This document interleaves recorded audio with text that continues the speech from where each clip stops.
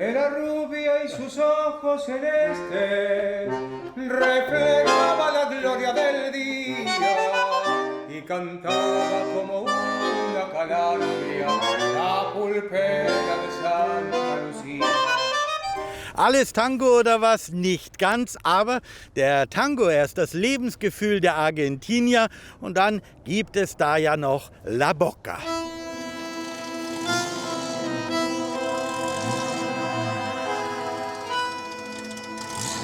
Beginnen wir in einem Vorort von Buenos Aires mit einer Geschichte über Leidenschaft in wirtschaftlich schwierigen Zeiten.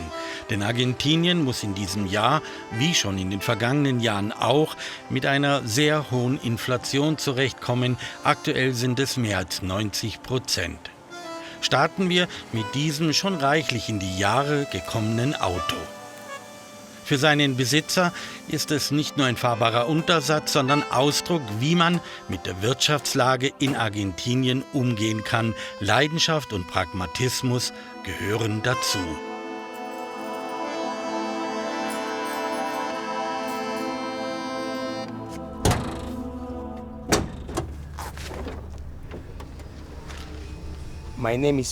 Ich heiße Pablo, komme aus La Boca. Ich bin ein Tango-Sänger und Komponist. Ich liebe wirklich meine Stadt und meine Kultur. Und genauso intensiv liebe ich mein wunderbares Auto. I have it for this beautiful and amazing car. What kind of car is it, Pablo? Es ist ein Ford Fairlane aus dem Jahre 1977. Es ist kein altes Auto, sondern eines mit viel Erfahrung. Wir wollen wissen, ob es schwierig ist, Ersatzteile zu bekommen. Nein, sagt Pablo, nicht in Argentinien, weil wir haben viele Sachen wie dieses Auto. Wir lieben es, zu recyceln. Für kurze Strecken kann Pablo Banchero den Oldtimer zurzeit nehmen. Für große Ausfahrten braucht er aber noch ein paar Teile.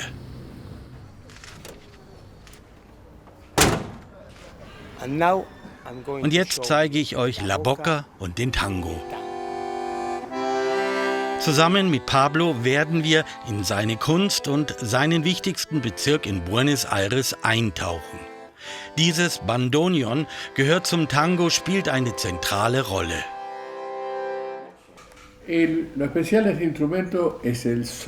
Das Besondere an dem Bandoneon ist der Klang. Es kann die Gefühle und die Seele seines Spielers ausdrücken. Es ist so sensibel, dass es seinen Klang dem jeweiligen Künstler anpasst.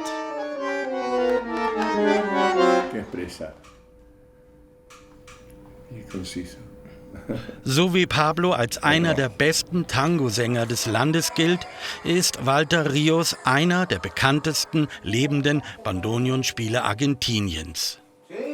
Konzertreisen führten ihn in die Spielhäuser auf der ganzen Welt, hochdekoriert seine Künste. Gespielt hat der 81-Jährige all seine Konzerte immer genau auf diesem einen Instrument.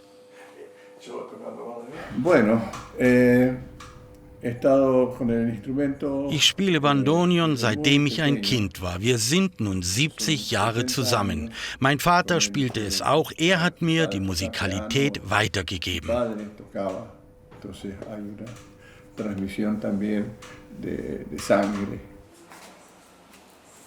Das Bandoneon, es ist ein Instrument, das seinen Ursprung im Vogtland in Sachsen hat.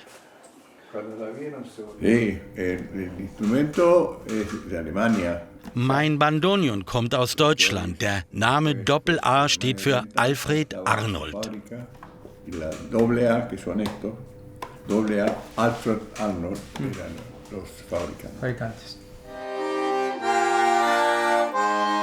Alfred Arnold hatte 1911 von seinem Vater eine Musikinstrumentenmanufaktur im sächsischen Karlsfeld übernommen, baute bis zum Beginn des Zweiten Weltkrieges Bandoneons, exportierte diese in die ganze Welt.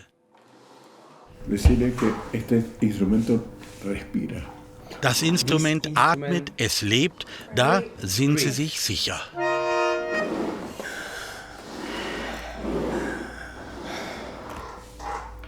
Era rubia y sus ojos celestes reflejaban cantaba como una calandria la pulpera de Santa Lucía. Era flor de la vieja parroquia, quien fue el rancho que no la quería. Los soldados de cuatro cuarteles suspiraban en la pulpería. Der Obelisk im Herzen von Buenos Aires, das Leben pulsiert in der 13 Millionen Einwohner Metropole. Buenos Aires ist nicht nur die Hauptstadt, sondern auch das kulturelle, gesellschaftliche und wirtschaftliche Zentrum Argentiniens.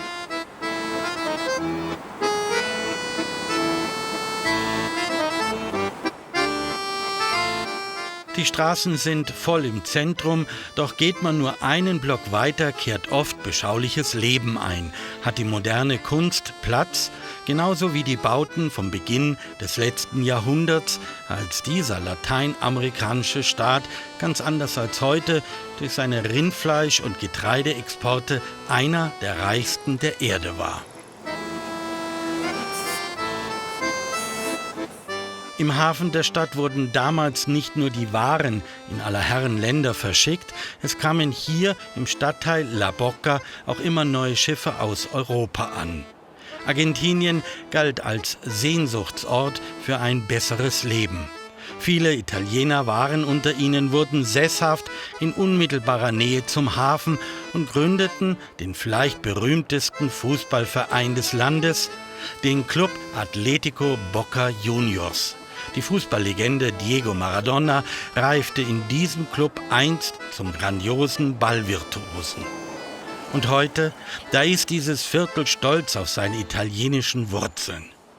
Mit viel Augenzwinkern haben sie sogar eine eigene Republik La Boca gegründet, mit einem Präsidenten und einer Regierung.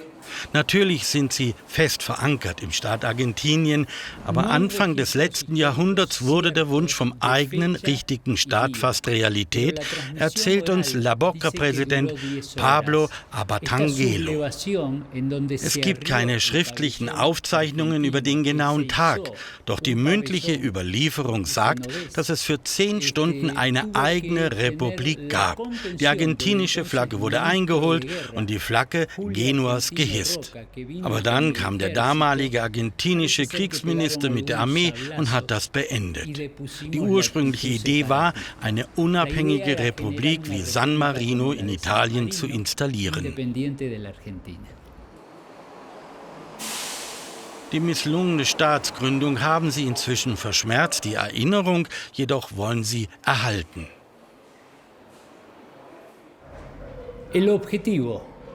Das Ziel unserer Republik ist es, ein historisches Museum La Boca zu schaffen, in dem die Einwanderungsgeschichte aus Ligurien dargestellt wird. Es ist das weltweit erste Museum dieser Art für Ligurien. Dieses Gebäude gehört uns, es war früher das Gebäude der neuen italienischen Bank. Es ist unser Ort, wo wir unsere Geschichte unseren Einwohnern und der ganzen Welt zeigen können.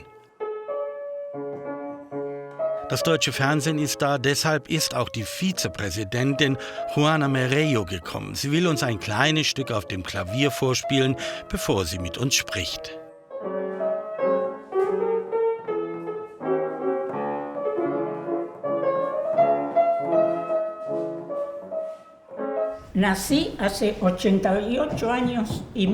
Ich wurde im November 1934 geboren. Ich habe mein ganzes Leben hier verbracht. Manchmal fragen sie mich, warum ich nicht woanders hinziehe. Aber ich mag es, ins Theater zu gehen. Ich mag es, in Ausstellungen zu gehen. Ich bin hier geboren, ich lebe hier und werde hier sterben.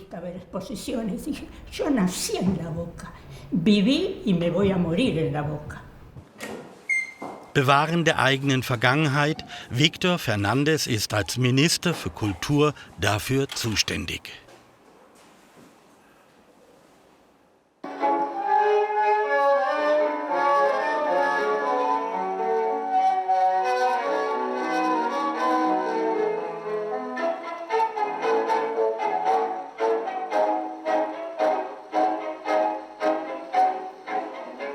Wir sind hier im Archiv und in der Bibliothek der Stiftung des Historischen Museum La Boca. Dieses Archiv enthält mehr als 10.000 Dokumente über die historische Entwicklung des Lebens in La Boca von 1870 bis heute. Die Wurzeln haben sie in Italien. Die eigene kulinarische Geschichte ist nicht vergessen. Pizza darf da nicht fehlen, ist zentraler Bestandteil.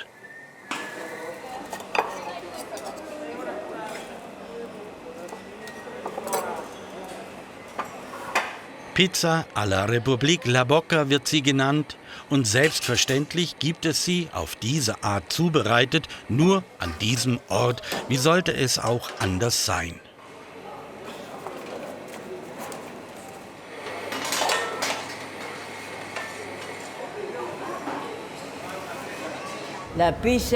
Die Pizza bei uns ist sehr reichlich. Sie ist nicht so dünn wie woanders. Darauf besteht Chef Justo Rodriguez. Der Teig und der Belag sind sehr üppig.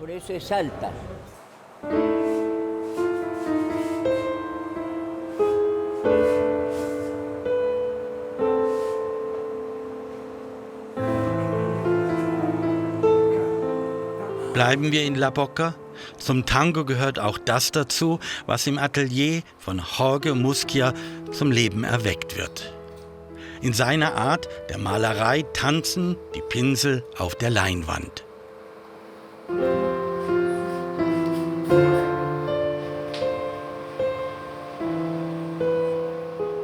Filete Porteño wird diese Maltechnik genannt. Es ist eine ornamentale Gestaltung. Leuchtende Farben werden mit spezifischen Schriftstilen kombiniert.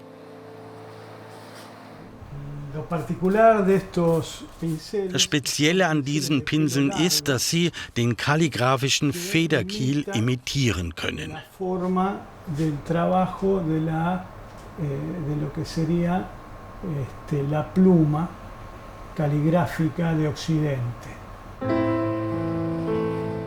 Mit seinen Langhaarpinseln hat Jorge schon viele Werke erschaffen.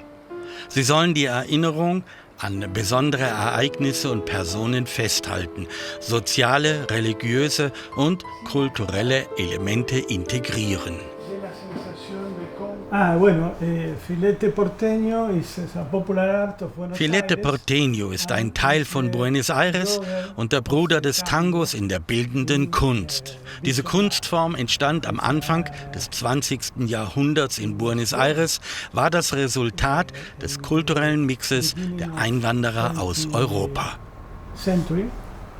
In Buenos Aires y fue resultado de la mezcla cultural del mestizaje cultural de la inmigración europea. Der Tango und diese Art der Malerei, beide haben sie das Bedürfnis, die noch recht junge Identität der Einwohner von Buenos Aires zum Ausdruck zu bringen. Das Malen ist mein Leben, meine Art, mich darzustellen, und die Filete Porteño ist meine Kunst. Jorge Musquia und seine Malerei, was für eine beeindruckende Geschichte auf unserem Weg tief in den Süden, in die Antarktis.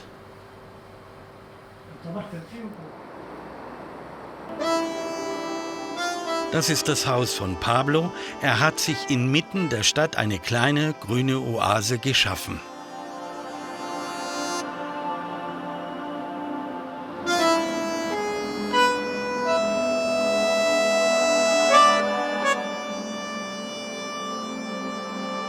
Sieben Zimmer hat Pablo, die er vermietet.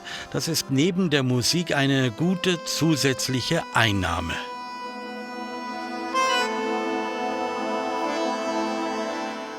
Was das Land über alle Schichten und wirtschaftliche Probleme hinweg eint, ist die Liebe zum Fußball.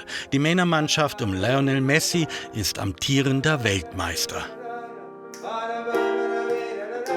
Für Pablo ist das enorm wichtig, so wichtig, dass er zusammen mit seinem Freund, dem Dichter Adolfo El Bebe Ponti, sowie einigen weiteren Künstlern der Mannschaft ein musikalisches Denkmal gesetzt hat.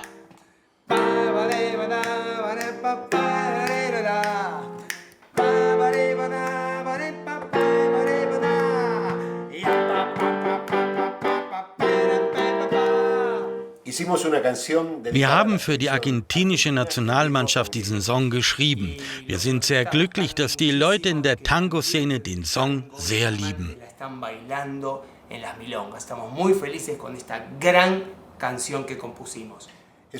Der Song wird von den Tango-Tänzern, den Tangueros und Tangueras gefeiert. Ihr Video zum Song ist eines der meistgespielten in Argentinien.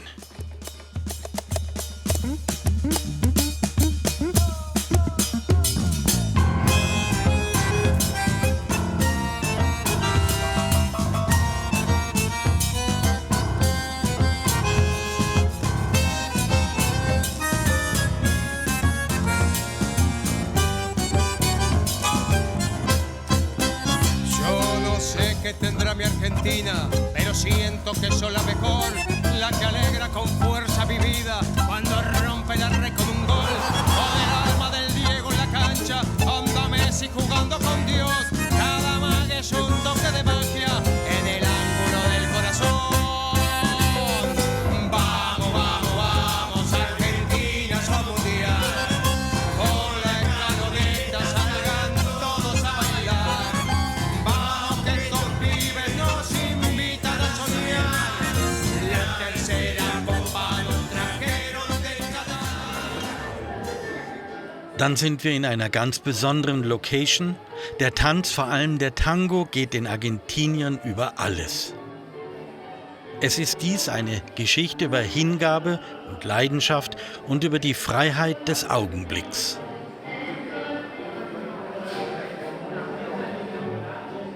Tango, das ist Abstand und Annäherung zugleich, das ist viel Rhythmus. All das will erlernt sein, Schritt für Schritt.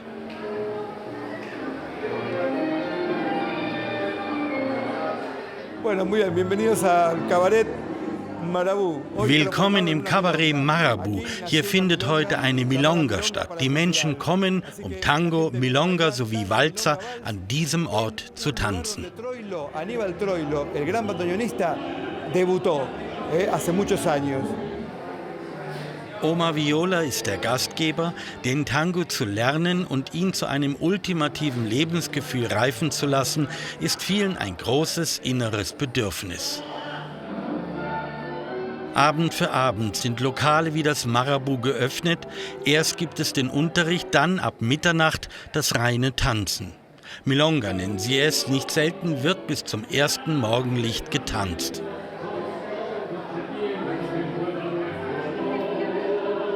La importancia es el abrazo.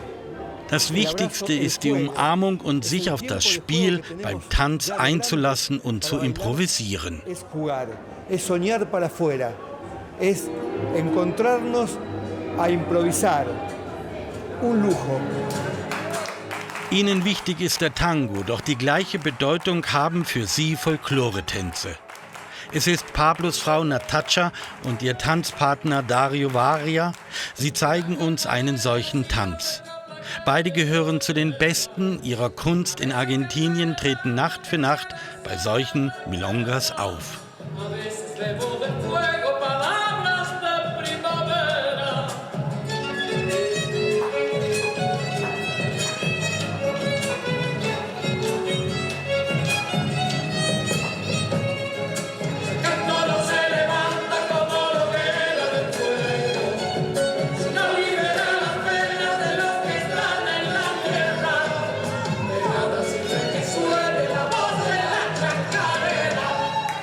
Ganz gleich ob Folklore oder Tango, Buenos Aires ohne Tanz, das ist schlicht undenkbar. Bevor wir Buenos Aires verlassen, treffen wir in La Boca Leandro Vesco. Er hat viele Bücher über Argentinien geschrieben, will uns ein paar Tipps geben. Doch erst muss ich mit dem Wirt sprechen, der extra für uns an seinem Ruhetag die Pforten seines Restaurants La Buena Medida geöffnet hat. Bueno, Dieser Ort ist sehr speziell für mich, erzählt uns Jorge Lafrati, weil ich 300 Meter von hier vor 52 Jahren geboren wurde. Dieser Platz ist für mich einerseits Gastronomie, aber er hat für mich einen sentimentalen Wert. Denn ich war hier schon immer mit meinem Großvater und meinem Vater und ich feierte hier die Geburtstage meiner Söhne. Deshalb ist dieser Ort für mich ein Ort voller Emotionen. Wie so oft in Buenos Aires und La Boca steckt auch sein Restaurant voller Überraschungen. Als ich die Bar vor ein paar Jahren gekauft habe, habe ich ein paar für Argentinien wichtige Schätze gefunden. Ich fand insgesamt 12 Flaschen Gin, die alle ungeöffnet waren. Sie sind 70 Jahre geschlossen in der Vitrine gestanden. Wir haben den Produzenten des Gin gesucht, doch die Fabrik gibt es nicht mehr. Wir haben hier also nun einen Schatz in der Bar. Die wohl wichtigste Geschichte hängt aber mit dem Fußball zusammen. Das Buena Medida wurde am 10. April 1905 eröffnet, eine Woche nach der Gründung des Fußballclubs Boca Juniors. Der wurde direkt auf der Straße vor dem Lokal gegründet. Und nun zu Leandro. Auf der Straße Ruta 3 entlang der Ostküste wollen wir gen Süden nach Ushuaia in Feuerland fahren und dort mit einem Schiff in die Antarktis aufbrechen.